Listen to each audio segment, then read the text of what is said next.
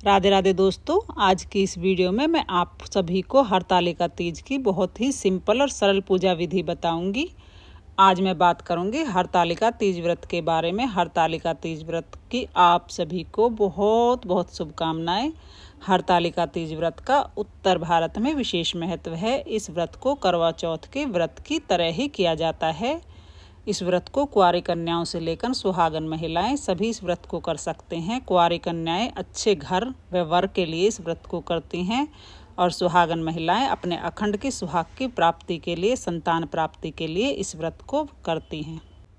हरतालिका तीज व्रत में भगवान शिव, माता गौरा और भगवान श्री गणेश की मिट्टी की मूर्ति का पूजन होता है। अगर आपके पास मिट्टी की मूर्ति नहीं है तो आप उन्हें गोलाकार या पिंड रूप में भी बना सकते हैं, और अगर आपके पास वह भी नहीं है तो आप इस तरह कोई भी मूर्ति या चित्र जो भी आपके पास भगवान शिव शंकर, माता गौरी का हो, आप उसे चौकी पर विराजमान कर लें। मैंने चौकी ली है, उस पर एक लाल कपड़ा बिछा लिया है और उस पर मैं अष्टदल कमल बना रही हूँ।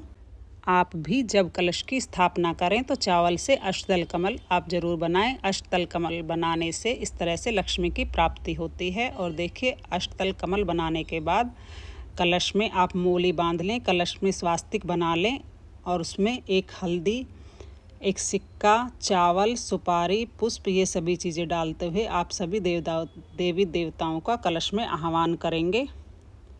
अगर आपके पास हल्दी की गांठ नहीं है तो एक चम्मच पिसी हुई हल्दी आप उसमें डाल लें और सभी देवी देवताओं को निमंत्रण करेंगे, सभी देवी देवताओं का आह्वान करेंगे। जब भी हम पूजा करते हैं तो सबसे पहले हम सभी देवी देवताओं का आह्वान करते हैं, जब भी पूजा कंप्लीट मानी जाती है। तो इस तरह से आप कलश की स्थापना करें।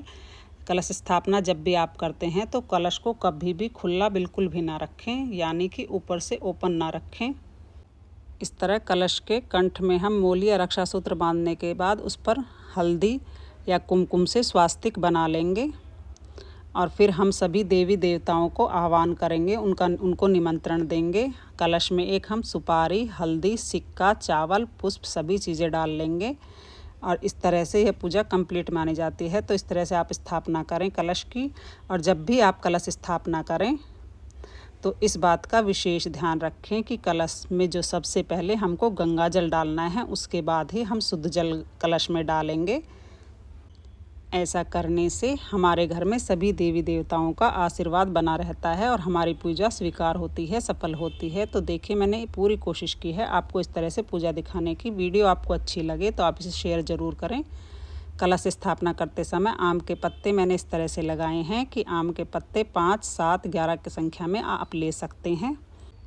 हल्दी, रोली, कुमकुम सभी चीज़ें डालने के बाद हम गणेश जी का आह्वान करेंगे। गणेश जी का आह्वान करने से आप सभी जानते हैं कि सबसे पहले पूजा में गणेश जी को याद किया जाता है। आप जब भी कलश स्थापना कर रहे हों, सबसे पहले आप गणेश जी का आह्वान करें।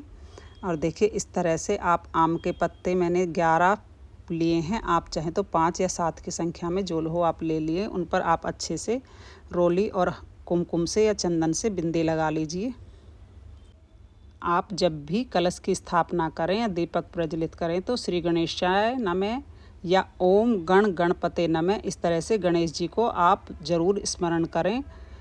और उन पर सबसे पहले सभी पूजाओं पर गणेश जी का नाम याद किया जाता है। इस तरह से मैंने कलश की स्थापना की है। मैंने पत्तों को अच्छे से सजा लिया है और इस तरह हम कलश के ऊपर एक कटोरी में भरकर चावल रख देंगे। जैसे कि मैंने पहले बताया कि कलश को कभी भी खुला नहीं छोड़ते हैं, क्योंकि कलश में हमारे सभी देवी देवताओं का आह्वान होता है। और इस तरह एक कटोरी चावल रखने के बाद उसके ऊपर हम एक देसी घी का दिया रख देंगे। आप चाहें तो मिट्टी का दीपक ले लें, आप चाहें तो पीतल या तांबे का जो भी दीपक आपके पास हो आप वो ले लें। लेकिन इस बात का विशेष ध्यान रखें कि दीपक में 2 बाती आपको लगानी है। इस तरह कलश की स्थापना करने के बाद हम गंगा जल से छींटे देकर सभी को पवित्रीकरण कर लेंगे। आप चाहें तो कोई फूल ले ले या दुर्वा ले ले, उससे छिड़क कर आप पवित्रीकरण, शुद्धिकरण कर ले। अब जो चावल रखा हुआ है कटोरी के ऊपर जहाँ पर मैंने दीपक रखा है, अब उसमें दीपक को प्रज्वलित कर लूँगी। दीपक प्रज्वलित करते समय सर्वमंगल मांगल्ये शिवे सर्वार्थ साधिके शरण्ये त्र्यंबके गौरी नारायणी नमस्तुते, इस मंत्र का या गणेश जी के मंत्र का आप ज़रूर जाप करें। माता गौरी का जो भी मंत्र आपको आता हो आप वह भी जप सकते हैं। जब भी आप दीपक प्रज्वलित करें, सर्वमंगल मांगल्ये शिवे सर्वार्थ साधिके शरण्ये त्र्यंबके गौरी नारायणी नमस्तुते, इस मंत्र का या गणेश जी भगवान का या गौरा माता का जो भी आपको मंत्र आता हो आप वह ज़रूर जपें। क्योंकि जब भी हम दीपक प्रज्वलित करते हैं और मंत्र का जाप करते हैं तो इस तरह से हमारे घर में स्थायी लक्ष्मी का निवास बना रहता है। तो ये देखिए यहाँ पर मैंने शिव परिवार लिया है, लेकिन सबसे पहले हमें संकल्प लेना है। हाथ में थोड़े से अक्षत और पुष्प लेकर हम संकल्प लेंगे और भगवान से प्रार्थना करेंगे कि हमारे इस व्रत को पूर्ण करने में हमारी सहायता करें। तो यदि आपको शिव परिवार की कोई फ़ोटो या मिट्टी की प्रतिमा आपको बनाने नहीं आती है तो आप मेरा वीडियो देख सकते हैं। और सबसे पहले मैं गणेश भगवान का अभिषेक करूंगी। सबसे पहले हमें जल से अभिषेक करना है, उसके बाद पंचामृत से अभिषेक करना है। पंचामृत में दूध, दही, घी, शक्कर और शहद, इन 5 चीज़ों का मिश्रण होता है। आप चाहें तो एक साथ उन्हें मिश्रित कर कर भी चढ़ा सकते हैं और आप चाहे तो उन्हें अलग अलग भी चढ़ा सकते हैं।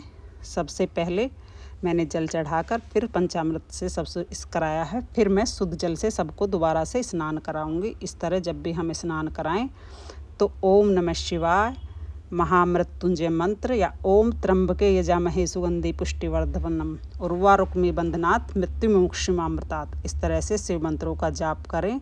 जो भी शिव मंत्र आपको आता है, श्री शिवाय नमः, ओम पार्वती पते नमः, ओम तत्पुरुषाय विद्महि महादेवाय धीमहि तन्नो रुद्रः प्रचोदयात्।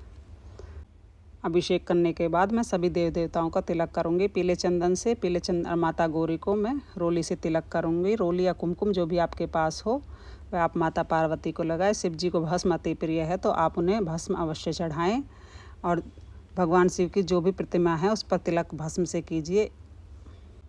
भगवान शिव को जो चीज़ें प्रिय हैं वह हम उन्हें समर्पित कर देंगे। इसके बाद माता गौरा को मैं श्रृंगार का सामान अर्पित करूंगी। सभी लाल रंग के फूल मैंने माता गौरा को अर्पित किए हैं और अब मैं उनको रोली, मिंदी, मेहंदी, जो भी श्रृंगार का सामान आप लिया उनको समर्पित कर दें। इसके बाद हम भोग लगाएंगे। भगवान को भोग में आप कोई भी मीठा सफ़ेद चीज़, अगर कुछ नहीं है आपके साथ, बतासे या मिठाई जो भी आपके पास हो वह अर्पित करें।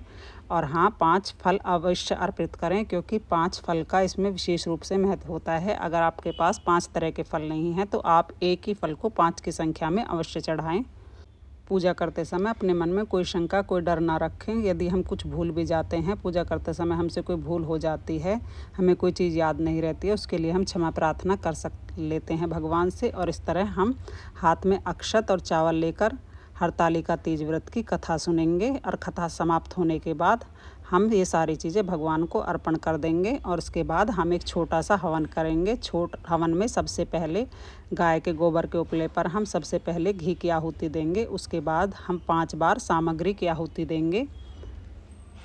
5 या 7 सामग्री की आहुति देने के बाद हम दोबारा से घी की आहुति देंगे। इस तरह से हमारी पूजा पूर्ण हो जाती है। आप विश्वास और श्रद्धा के साथ भगवान की इस तरीके से पूजा करेंगे तो हरतालिका तीज का व्रत हमारा अवश्य ही पूर्ण होगा और हमें भोले बाबा का आशीर्वाद प्राप्त होगा। इसके बाद हम सभी की प्रेम पूर्वक आरती करेंगे। सबसे पहले भगवान गणेश जी की, फिर भोले बाबा की और फिर माता गौरा की हम आरती करेंगे। और आरती करने के बाद हम अपनी पूजा में रही कमियों के लिए क्षमा याचना करेंगे और भगवान से अपनी पूजा पूर्ण करने के लिए, अपनी मनोकामनाओं को पूर्ण करने के लिए प्रार्थना करेंगे। और आप माता गौरा से सुहाग अवश्य लीजिएगा। कोई भी साड़ी या चुनरी जो आपने ओढ़ रखी है उसके पल्लू से आप 5 बार माता गौरा से सिंदूर लेकर अपनी मांग में 5, 7 या 3 बार जो भी आपके यहाँ रिवाज हो वह ज़रूर लीजिएगा। मैंने बिंदी का पत्ता लिया है। सबसे पहले माता को बिंदी लगाई, फिर उसके बाद मैंने माता से अपने लिए बिंदी लगा ली है। इस तरह हमारी पूजा पूर्ण हो जाती है। हर हर महादेव।